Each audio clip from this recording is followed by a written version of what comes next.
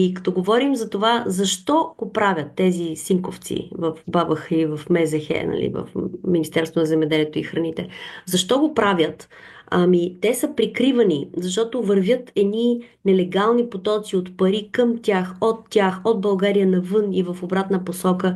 И всъщност, защо вълната в България е отпаден продукт и се гори? При положение, че ние тук даваме мило и драго да си купим половер от истинска вълна.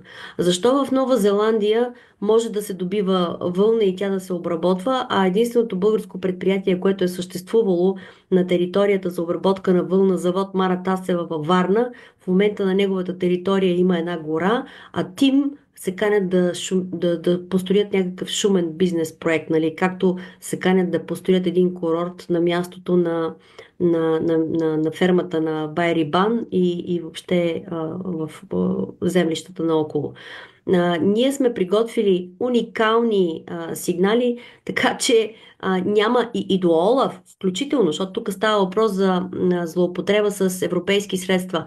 Данчо, надявам се да разкажеш за това как си стигнал всъщност, айде няма да казваш как си стигнал, но да кажем, че ще споменеш посоките на корупция, до които стигнахме и които общо взето застрашават още повече положението и сигурността на хората, които ще огласят тази информация, защото тук стигаме до много грозни връзки корупционни, които които водят до злоупотреба с европейски средства и субсидии за субсидиране на пасища, за едни виртуални овце, тъй като тая програма завършва тази година, декември месец, тия овце, като свърши програмата, ти ако имаш пасища за 2000, за 3000 овце, като свърши програмата, ще трябва да ги покажеш тези овце. И най-удобният случай, след като си вземал толкова време пари от пасища, нали, срещу виртуални животни, ти сега най-добрият начин, най-удобният начин е те да загинат от чума, за да можеш да се компенсираш и от тяхното убийство, което също ще бъде виртуално убийство, защото това са несъществуващи животни. Жалбите, които сме подготвили, връщам се, затварям скобата и приключвам, са до новия европейски комисар по земеделие, до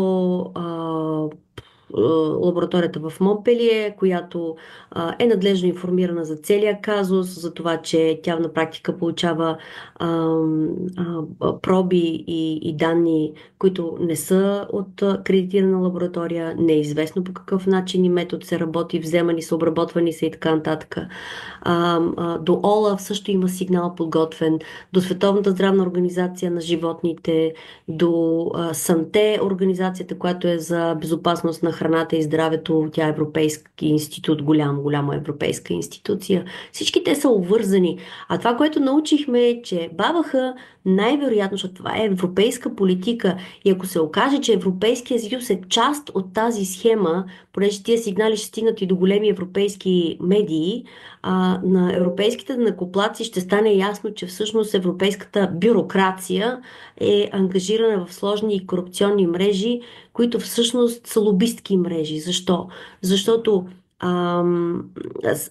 овцевъдите в Швеция, Дания, Италия, Испания, например, където храниха свинете си с ефтино украинско зърно, за да произвеждат хамон, при положение, че зърнопроизводителите масово бяха залети от дъмпингови цени на продукция, която не е отглеждана по европейските стандарти, не са използвани препарати, скъпи ограничения, които са прилагани към европейските производители. Тази царевица не стигна до Северна Африка, до гладните, както беше обявено, отида да нахрани прасетата в Испания. По същия начин БАБХ могат да бъдат стимулирани, шефовете на БАБХ могат да бъдат стимулирани под формата на бонуси, подаръци, нерегламентирани суми, за да продължават тази политика, за да могат всъщност да поддържат икономиките и как да кажа, секторите, по-точно в икономиките, животновъдни, на съответните страни, които да поддържат монополното си положение или високите си цени. Ето това се случва в нашата държавица и ето на това се натъкваме и ние. Като тръгваме от Велинград, почваме да разплитаме по малко и стигаме до невероятни заключения. До невероятни заключения. И това ще гръмне всичко. И те го знаят, защото ние вече сме изпратили запитване до представителство на Европейската комисия в София да ни покажат писмото, с което Европа настоява ние да си умъртвим животните. Искаме да знаем кога, къде, какво е обявено, защото навсякъде, където има поток от пари, покрай него се движи поток от документи. Пари не се дават просто е така от Европейския съюз. И ако има такова нещо, то тогава трябва да има документи. Когато тия документи не са тук, наясно, не сме наясно с това какво точно се случва, с тях няма краен получател, основание, сума, доказателства, като документооборот, подател или този, който осигурява гранта, тогава възникват едни много тежки въпроси, на които и в Европа ще трябва да отговарят.